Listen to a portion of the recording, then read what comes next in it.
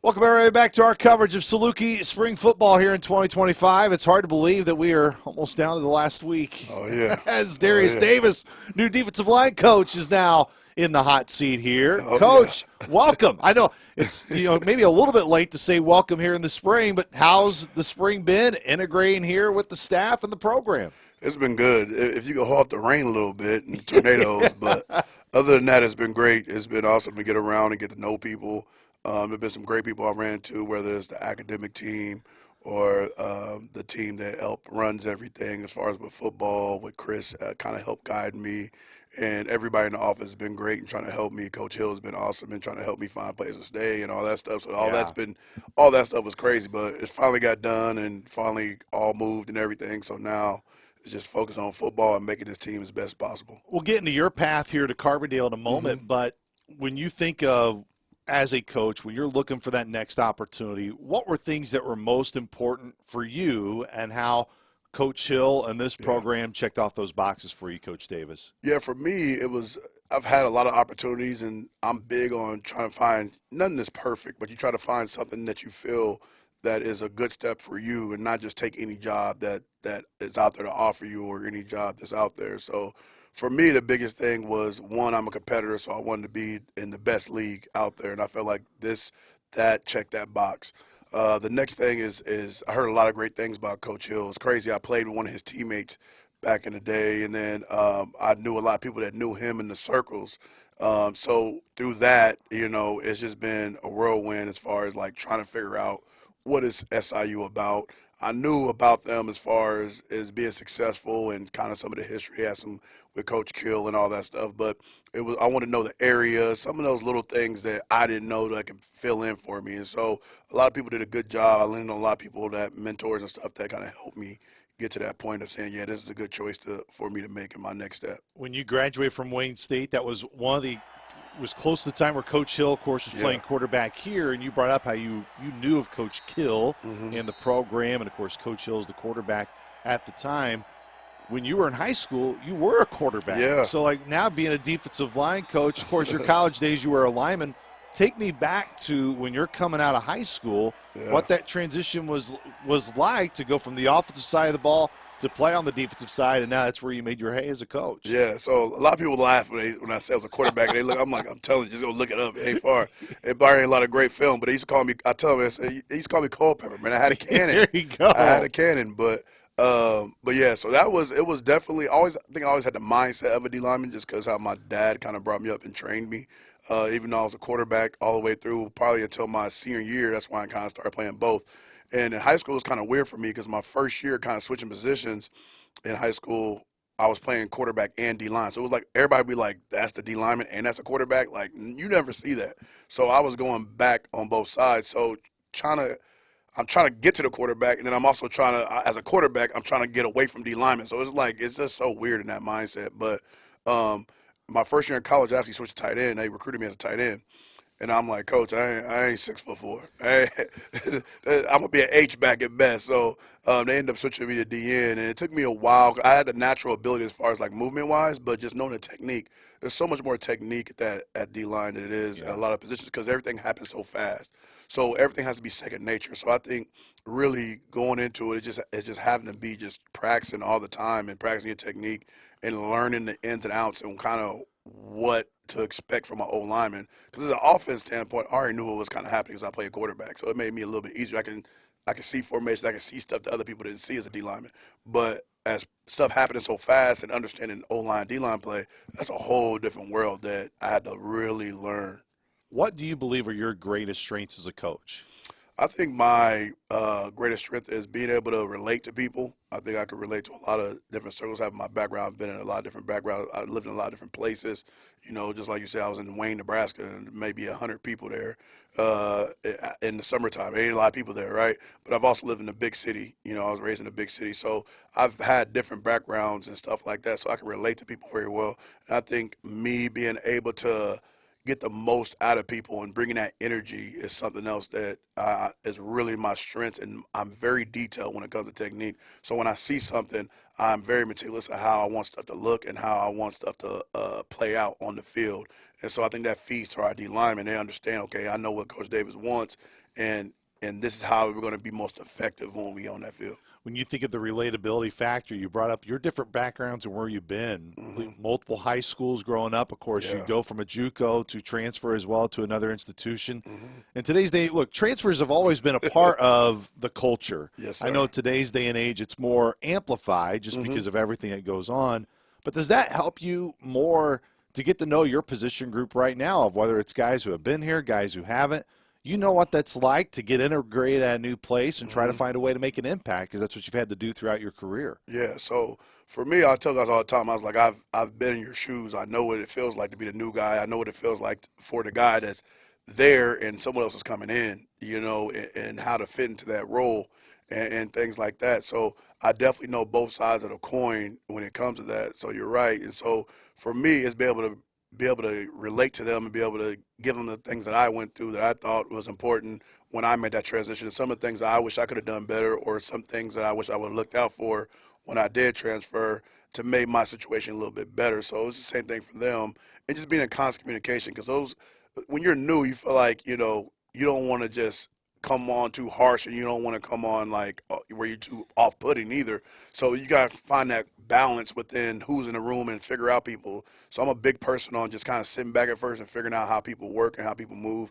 And then from there, I'll be able to find common ground to be able to have those associations, be able to have those conversations so we can build a better camaraderie with each other.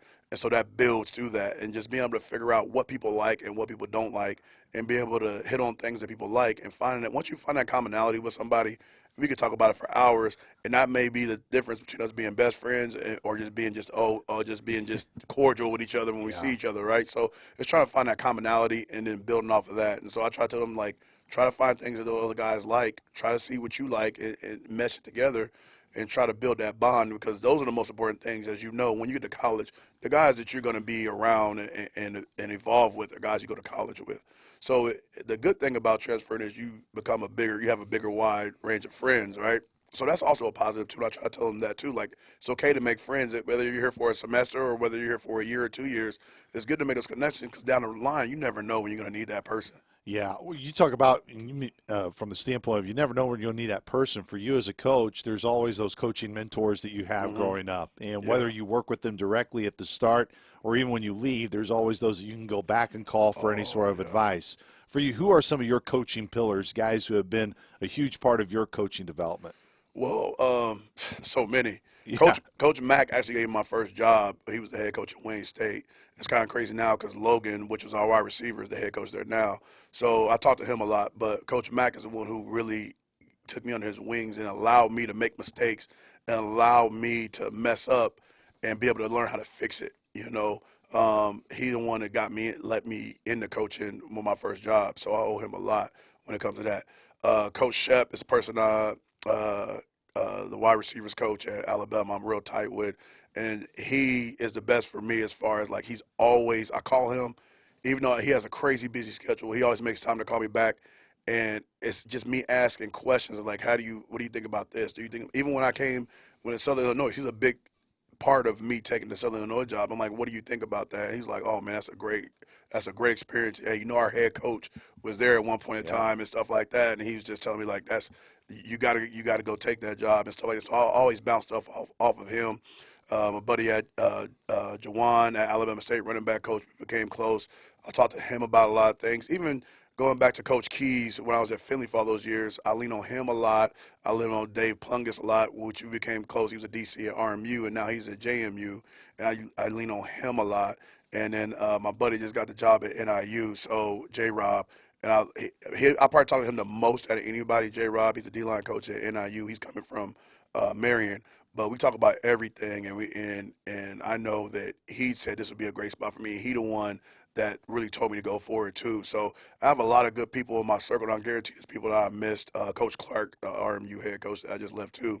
I talked to him, and the thing I love about him is that he's gonna be brutally honest with me whether I want to hear it or not. You know, so I enjoy those things. But those are a lot of guys that I tap into, that I call and stuff. And there's a lot of other guys too, but those are the ones that come to mind right off the bat. I know Coach Hill ultimately is the one you work for, being the head coach, but obviously you need to be tied at the hip with the defensive coordinator as well, and Coach Perchinsky. When you look at Coach Prawn, when you were able to meet him through the interview process, what stood out of, man, I really like the connection, one, we have, but two, I really believe in his philosophy and what he sees in a defense and what he values? So I thought it was important. One, I thought he knowing a little bit about him because we worked for the same person. We both worked for Coach Aldridge. Coach Aldridge was the DC at Wayne State when I was there. So he saw me. Coach Aldridge saw me as a baby coach. You know what I mean? So he saw me at the very beginning, and then Prawn kind of worked with him. So we had that commonality. And there was a couple of people there that we worked with that we kind of knew. So I kind of talked to those guys, and I kind of knew a little bit about them, get a feel for them. But the thing that I liked about him is that he was young and energetic and wanted to be great at what he does. You know what I mean? He wants to be really good at this thing, and he has a lot of ideas, and that's a good thing. And just being fresh to it, I like that part. So me being now I'm the older guy. Usually I'm the youngest guy on the staff, but now being the older guy on the staff, I feel like now I can help guide him and get him and push him even more and help mold him to become the best DC he could possibly be. And I think I can do a lot in that role of kind of helping them. Hey, I've seen a lot of football. I know I'm a little bit older than you, and I know you know a lot, but hey, maybe think about this, and him being open-minded to that and not being like, oh, no, we don't have to do that. That's one thing I admire about him. He's open to my suggestions. I'm like, hey, I've seen this before. What do you think about this? He's like, okay, yeah, that makes sense, and so that's what's good about working with him is that he's open to those things, and he's not above anything. That's the best person to work for is you feel like somebody you're on the same, even though he's my boss, we work as we're on the same level, and that I think is one of the biggest things that's important. What also stands out to me, Coach Davis, is when you get the opportunity, whether it's with guys like yourself, Coach Prawn for sure, where you approach him in the office or you see him very kind of calm demeanor, will talk to you, very relatable. Yeah. But then, man, there's another gear that you can find when you get on that field, and that's where the competitive side comes out. I mean, how much does that even fuel you? Because I know you have that side as well. When you get on that field, you want your guys to embody that as well. You want them to be first-class individuals when they're here in the hallways and interacting with all of our staff. But, man, when you step on that turf at Saluki Stadium, there's got to be that competitive edge, and I don't think you guys as a staff really absolutely embody that. Yeah, so that's one thing that you're going to notice about me. If you're on the sidelines, you're definitely going to hear me in the game. So I'll tell you, I'll give you fair warning for that. But we're very energetic, but we demand the best out of our kids because we want what's best for them. And they understand that. So our standard is very high, and we're not going to deter from that. As a defense, as an offense, as Coach Hill talks about, the standard is the standard. So for us, I love that fire because it brings out the best of me. I was the type of player that if you got on me, I was going to prove you wrong. I was going to work even harder. And so I fed off that. Not every kid does that now. So you got to know which kid you can do that and which kid you can't do that with. But we very fiery, very competitive. And that's one thing I love about Prawn, too, is he wants to win. No matter what it is. It could be something where it's a field goal contest and we're both kicking. Well, he wants to win. I want to win. So we're going to do whatever we can to win. And so those are the things that push greatness. You know what I mean? You want to be pushed to the limit. You want to be challenged out there. So now you know how far you can go. You know how, because it only makes you better as a player and as a coach, right? So when our guys are not showing up and not giving us a standard, we're going to get on them, and but when the time is right, we're going to put our hand around them and we're going to love them at the same time too. So we're always going to be fair, but we always going to make sure we have that standard and it's not going to go below that. So you see us getting fiery, we're like, hey, that ain't the standard. That's not what we expect. We expect better than that. We know you could do better than that. So that's what you're going to get from this staff is some fire energy, and we're going to have fun and fly around. That's what we're going to do as coaches. Catching up with you the Saturday before you go into your final week here of spring ball. So you've had time to really get integrated with your group and know that there's going to be more time here over the summer than ultimately when you get in the fall camp. But what's impressed you? What has you been like, you know what, I really enjoy the guys I get to come each and every day and coach and how they develop this spring? Yeah, I think what's impressed me is kind of like the one thing that's unique that I've never had is that we do a lot of team reps. There's a lot of teams. So I got to get used to that. And once I got used to that and seeing those guys play, you kind of start seeing a little bit at a time them starting to understand what I want, because we put in a whole new defense, right? So when you put in a whole new defense, you're going to have a lot of ups and downs. And I tell those guys all the time, I don't care about you making mistakes. Just play hard. Just play fast. All right. At some point, yeah, the mistake's going to have to fade away. But right now, let's focus on playing fast and doing our job to the best of our ability. Right.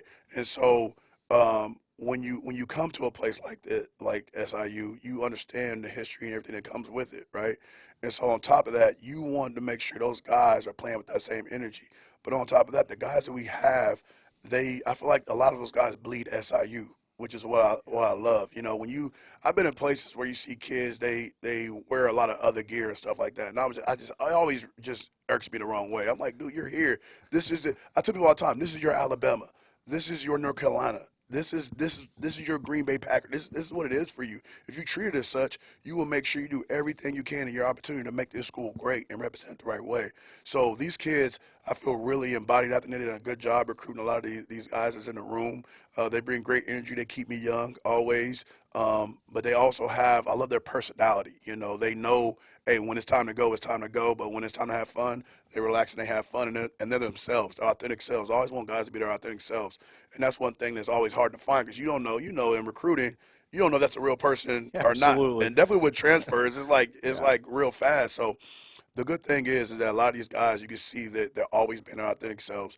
They're always being them. And then that makes it easier for me because I know what they're saying is real. When you look at this spring, you said, man, there's been a lot of team reps, which means those are tons of opportunities to get multiple guys in. Do you guys as a staff, you as a D-line room, do you like where you're at in terms of just guys getting on-field reps and being able to learn and know, hey, this is what we know we have at this point? Understand there's still more room to grow and going to be more work to be done. But in terms of the work you've been able to accomplish this spring, have you gotten good data points to know what you have within your room? Yeah, we were just talking about that yesterday. It's kind of like looking at a depth chart, kind of like where we're at. What do we need to be better at? Where do we feel like, okay, we have an advantage right here? So I think we have done a pretty good job of that, and guys have got a lot of reps, more than usual. I'm a big guy on getting many guys in there as I can just to see what you got. You know what I mean? And I always tell guys, don't count your reps, make your reps count. So when you get out there, you might have 10 reps a day. How good are those 10 reps, right? You might have 20 reps. Well, can you make it through those 20 reps and still have energy left over for maybe 20, 27, 28, 29 reps, right? So it's trying to figure it out and play that juggling game always when you're out there. But it is definitely where you see the potential and the growth in the defense, and you see us growing over time, and you see them getting better understanding of the defense more. Definitely when it's a new defense, you have growing pains. And so now you're starting to see that. And you're starting to see that those guys, the light bulb is starting to flicker a little bit more, and they're understanding what they want, what I want, and what Coach Prons want out of the defense. And that's important, is for us to be on the same page. And so now I think you're going to see that in some of the when you go out there for the spring game. I think you're going to see some of that execution. You're going to see some of those things you didn't see in years past, as far as those guys being on the same page, them guys communicating and being in the right place. And if there is a mishap, we go back to the drawing board, fix it, and then move on. They do a good job of that. They do a good job of finding what is wrong as players and say, okay, yeah, I can fix that, and then coming back to the drawing board and executing. Hey, it's always fun to catch up with you in the spring, but it's even better when we're in the fall. We know getting able to hit somebody else is right around the corner, Coach Davis. We still got ways to go till we're there, but it will be here before you know it. Thanks so much for coming on and letting us get you introduced to Saluki Nation, and can't wait till the fall, brother. Thanks so much for coming on. Hey, I appreciate it. Anytime, man, you need me, I'm here, but it's going to be exciting for this fall. I'm excited for this fall, and seeing what we put together, it's going to be a big year for us.